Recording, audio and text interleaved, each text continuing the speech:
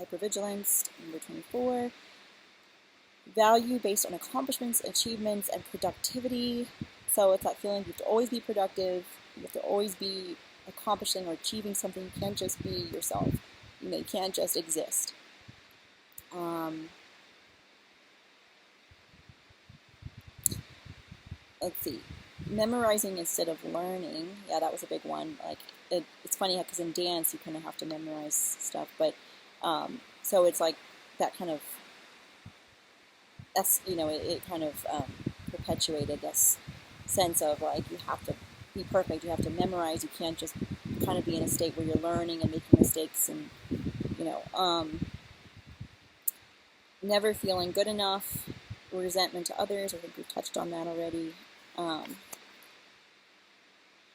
Diminishing yourself for others, that's a big one.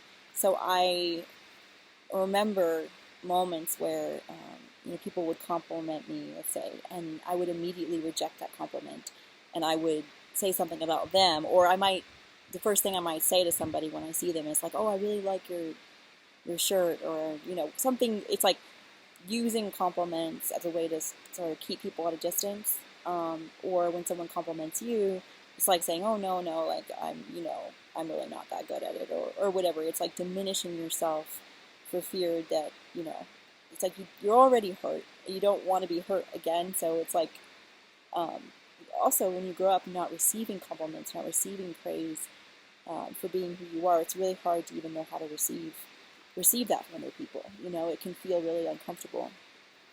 There was one other one, and I don't know what I wrote because I was scribbling really fast. Um, oh, misery. Yeah, another characteristic of perfectionism is that you're miserable all the time, basically. That goes along with like not feeling, content with yourself, and not feeling or feeling resentment towards other people because everyone else seems to be happy, and you're stuck here having to be perfect, having to like outperform everybody and be the best, and so you can't just like enjoy life, and so it can be totally miserable. So that's my list of characteristics. I mean, how it sort of manifests. I'm sure there's many more, but I'm going to talk a little bit about or share some of my own story. And I have cards. Um, just give some examples of how it manifested for me. So as a kid, this was a very, very, very harsh, abusive environment that I was in, and so again, people have there's different sort of levels of mechanisms, and I think when you've been through severe trauma, they can really take hold and can become really entrenched, and it can be hard to sort of to work through and process and unravel them. But again, you don't have to experience extreme trauma to develop these mechanisms. It could be as simple as your parents are they only gave you praise when you made a good grade, or when you performed and perfectly. You developed a sense that you had to be perfect. So anyway, when I was a kid, I was not allowed to make mistakes. I would, if I messed up doing something, even if I had an accident, I spilled something, there was punishment.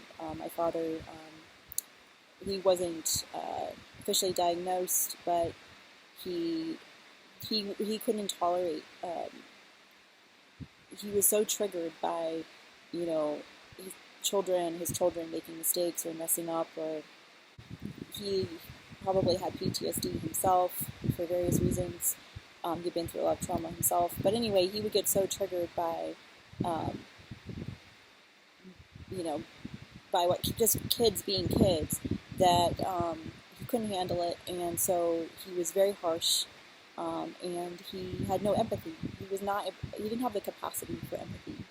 I think I'm learning more now that I think he falls into the category of a sociopath, actually, which is hard to say about your own father, and I don't have a relationship with him for very important reasons. But yeah, he didn't have a sense of empathy. So if I made a mistake, if I messed up, didn't follow the instructions exactly, there was punishment. And so I think at a young age, I, I, I told myself, it's like I made this agreement with myself that I was going to be perfect, so that I was never going to be hurt again, you know. And then on top of that, my mother, she was very self-absorbed. She, I guess you would label her like, from my own diagnosis, it would be narcissism. Um, she was not able to nurture me for me and or accept my feelings.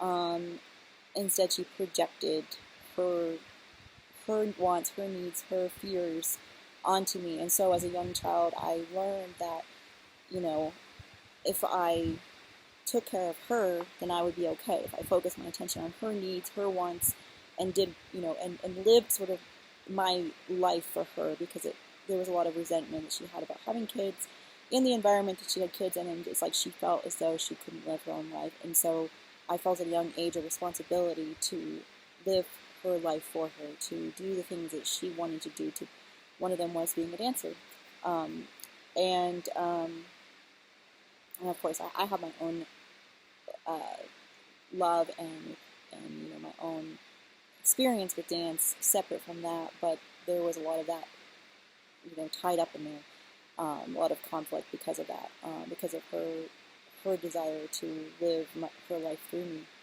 Um, so basically, I had to sacrifice myself. Um, a memory I have when I was about 12 of that need to control and to like be perfect was when I was in my small ballet company. When I was 12, I had this amazing opportunity to be in a really small town, a very professional ballet school and company. And I was like one of the youngest dancers in the company, and we were rehearsing for Swan Lake. And I remember just going home and just like ruminating and just thinking about how these girls were not taking it as seriously as me, and that their arms they weren't like doing their arms right, and like how it was going to affect the whole performance. And it really bothered me because I couldn't control it. I felt like I could do as much as I could for myself, but I wanted to be able to, wanted everyone else to care as much about this show as me, and I wanted it to be perfect because I felt like it was going to affect me on some deep level. I felt that if they weren't perfect, if they didn't do their arms right, then it was a threat for me. And again, it's subconscious because we don't think of these things. It's like these mechanisms develop in a way that we aren't aware of as children. Um, they just become a part of the ways that we think and these beliefs about ourselves. Um, and then also as a child, I remember that because things were very chaotic in my environment, I was always trying to organize and fix and like control. You know, I was constantly trying to clean and like make things like just like obsessive about cleaning and organizing because I was wanting things to be okay, wanting things to feel comfortable and safe, and it was just chaotic. So that's another way that it presented is this need to try to fix the situation, and later that that that really um, became a way that I handled things in my work environments. Again, I was drawn into environments that kind of mirrored that family dysfunction, and I felt as though things were chaotic, things were confusing, things weren't clear, things weren't professional, and I needed to take this responsibility. I need to like overwork and overextend myself just to make things okay and make sure everyone's okay, and create harmony. And that's something about my personality that I actually really enjoy is harmony. And so it was just like, but it was like overemphasized. Um, and um, and then the social isolation piece, that's definitely something that I've just was just a very challenging, because I wouldn't be able to really extend myself to people unless people were showing me that they really liked me. So that definitely that limits your ability to connect with people. If you're only waiting for other people to show you that they like you, then it closes. It narrows your social world quite a lot. And um, I remember thinking when, like, I was a dancer with American Ballet Theater, one of the top ballet companies in the world, and and this is going into the imposter syndrome that I was going to talk about, I mentioned before, where I felt like I didn't belong. Like I felt like I wasn't good enough, and somehow I got into the company, but they must have like it was like kind of a fluke or something, which is not the case. Like I actually worked really, really hard, and I actually deserved and was worthy of being there. But because my mind didn't believe in myself, because I didn't trust that I was good enough, it created a scenario where I felt as though I had to constantly prove myself to be there. And that led to me holding back in class because, here I was, I got into the company. Now was my chance to like continue to grow and progress. And I could only, I didn't want anyone to see me. Like I didn't want anyone to see these, like that I was going to make mistakes or that I was going to, that I wasn't good at turning to the left, let's say, like in a pirouette. And so instead of being able to practice that in class, I would just like not do, I would like kind of hide, or I'd be in the back, or I wouldn't do it fully because I was like, I don't want anyone to see me not being good enough. And that really like affected my ability to grow um, and to get better.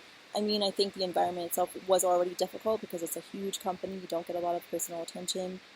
It's not very nurturing, and so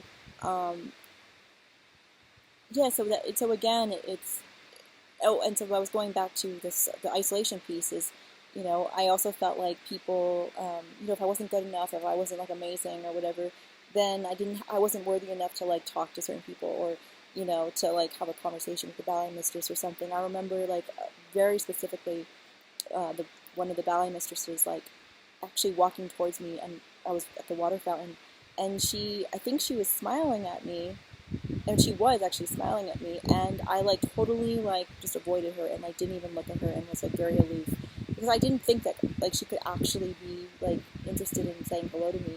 And I remember she had like this kind of like reaction which made me realize that she was actually extending herself to me, but I couldn't receive it. And so that was sort of a theme with relationships in the company, and then later in my work environments as well, where, unless the person was very forward with me, I found myself holding back and felt very isolated from people I really wanted to connect to. Um, the other piece was having the grand vision thing, where so yeah, I mean that's been a theme my whole life. I'm really good at having the grand visions. I'm really good at like, you know, um, having this idea that having a goal and then like being able to accomplish that goal.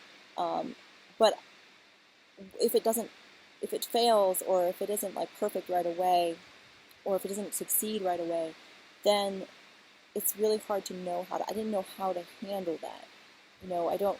It was like it's like when you're a dancer, you learn the material, you rehearse it, you get good at it, you memorize everything, you go on stage, you perform it, and then that's it. And that's kind of that worked well with the perfectionism mindset because there was like a beginning, middle, and end. But when you're doing like when you have like starting a business, for instance, I I was really good at making the whole thing, the whole vision, like perfect on paper, or